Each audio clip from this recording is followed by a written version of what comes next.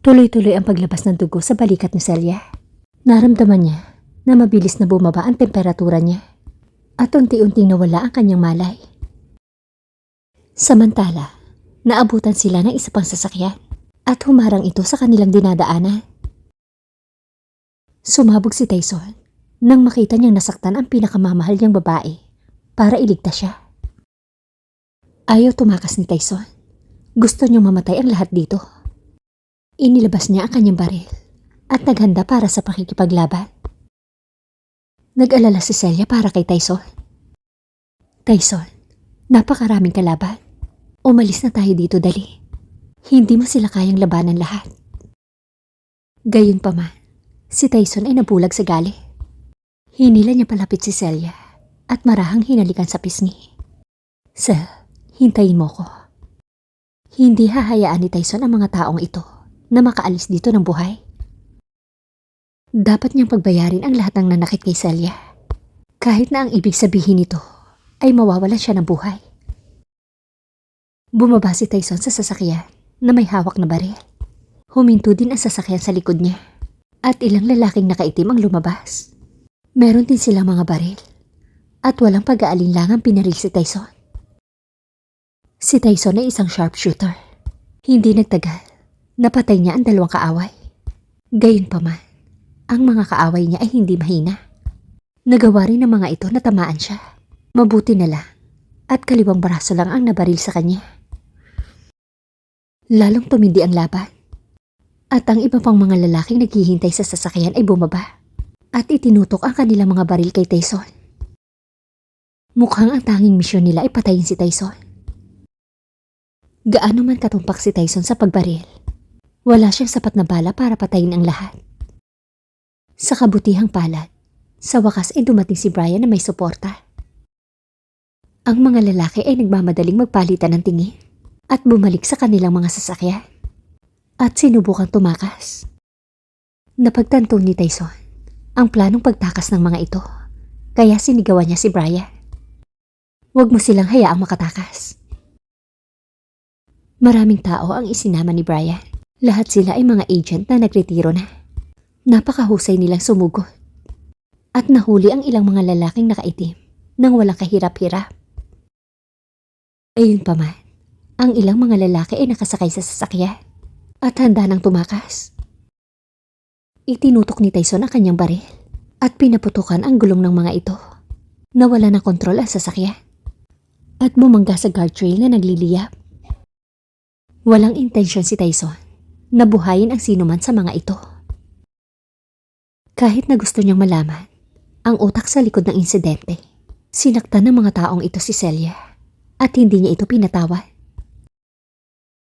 Nang matapos ang panganib, nagmamadaling bumalik si Tyson sa sasakyan. Nakita niyang dumudugo ang balikat ni Celia.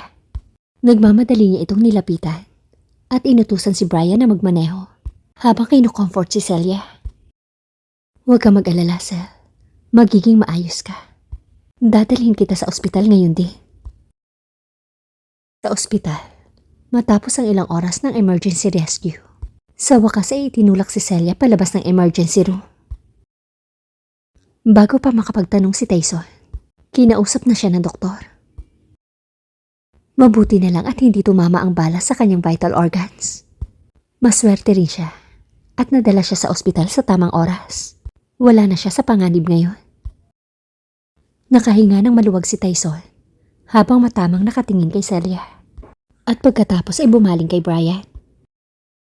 Sa tingin pa lang ni Tyson, alam na ni Brian na kailangan niya magsalita.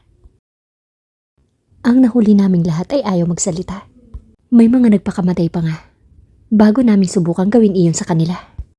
Napansin namin na pare-pareho silang may tatong agila sa dibdib. Baka miyembro sila ng Eagles. Eagles. Bulalas ni Tyson sa pagkalito. Nakarinig siya ng mga alingaw tungkol sa mga Eagles. Ito ay isang napakalaking misteryosong organisasyon. Gayunpaman, ang pangunahing operasyon nito ay wala sa lugar na ito. Bakit biglang pumunta dito ang mga tauhan nila? Hindi napigilan ni Tyson ang masamang pangyayari. Brian, ipagpatuloy mo ang pag-iimbestiga. Sa bahay ng Hudson, ang putukan sa tunnel sa pagitan ni Tyson at ng mga nakaitim na lalaki ay naulat sa balita. Bagamat hindi ibinunyag ang kanilang pagkakakilanlan, nahulaan ni Mac kung sino ang mga taong sangkot dito. Galit na galit si Mac. Tinawagan niya ang misteryosong lalaki at pinagalitan. What the hell is going on? Di ba sabi mo, sisiguraduhin mong magiging maayos ang lahat? Bakit hindi mo pinatay si Tyson? Napabuntong hininga ang misteryosong lalaki at mahinahong tumugon. Huwag kang mag-alala, Mr. Hudson. Hindi pa tapos ang laban. Sa ospital, sa wakas ay nagising na si Celia at natagpuan ang kanyang sarili na napapaligiran ng maraming tao. Ito ang kanyang pinakamalalapit na pamilya at kaibigan. Ang lahat ay nakatingin sa kanya na may pag-aalala. Natouch si Celia. Maswerte siya na buhay pa siya. Si Brea ang unang nakapansin kay Celia na gising na. Umiyak siya bago magising si Celia at namumula pa ang kanyang mga mata. Cel, kamusta ang pakiramdam mo? Nag-alala ako na baka hindi ka magising. Nang iko-comfort na sana ni Celia si Brea, hinila ni Wayne si Brea sa isang tabi at malumanay na sinabi, Brea, mamaya na lang kayo mag-usap ni Celia. Dapat bigyan muna natin ng oras sina Tyson at Celia. I'm sure yun ang gusto ni Cel. Sunuri naman tumango si Brea at sumunod kay Wayne sa gilid. Naglakad si Tyson patungo sa gilid ng kama at kinuha ang kamay ni Celia bago hinaplos ang ulo nito. Cel, anong nararamdaman mo? Ngumiti si Celia at tumingin sa mga taong nakapaligid sa kanya. Ngumiti siya at mahinang nagsalita. Huwag mo akong alalahanin. Hindi ito malubhang pinsala. Gusto kong pasalamatan kayong lahat dahil naglaan kayo ng oras para bisitahin ako.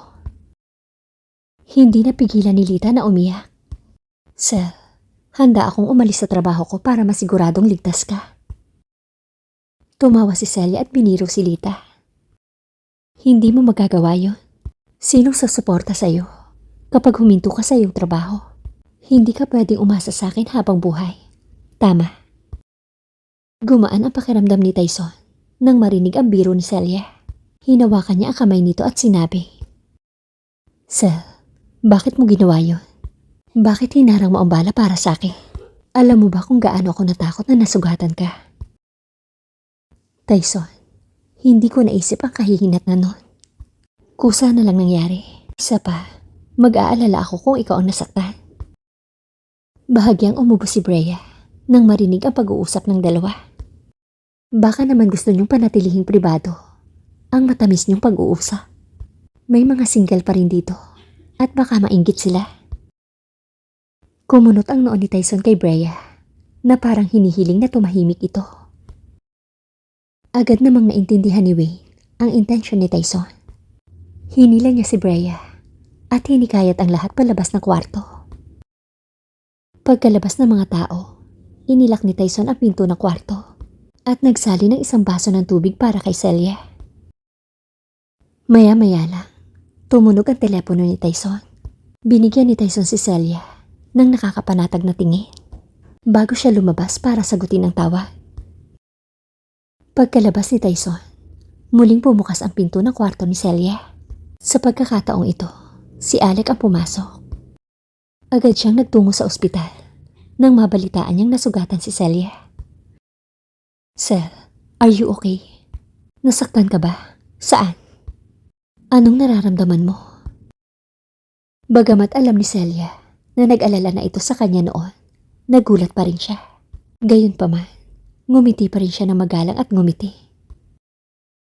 Ayos lang ako. Salamat sa pag-aalala, Mr. Wagner. Seryoso siyang tiningnan ni Alec at sinabi, Nabaril ka. Paano magiging okay? Walang kwenta si Tyson. Ni hindi niya kayang protektahan ang kanyang asawa. Huwag kang mag-alala. Magtatalaga ako ng 2 bodyguard para protektahan ka. Kung hindi ako makakasigurong ligtas ka. Nagmamadaling tinanggihan ni Celia ang alok ni Alec. Mr. Wagner, hindi na yun kailangan. Higit sa lahat, May bumabagabag sa aking isipan. Kung hindi mo mamasamain, gusto ko sanang itanong. Bakit lagi mo akong inaalagaan? Natahimik si Alec matapos marinig ang tanong. Gustong-gusto niyang sabihin kay Celia ang totoo. Ngunit natatakot siyang mapuot dito sa kanya. Pagkatapos ng sandaling pag-aalinlangan, nakaisip siya ng isang dahilan. Minsan akong nagkaroon ng anak na kasing edad mo. Ngunit iniwan niya ako noong bata pa lang siya.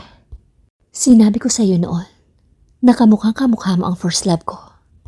At sa tuwing nakikita kita, nararamdaman ko ang isang pamilyar na pakiramdam na parang ikaw ay aking kapamilya.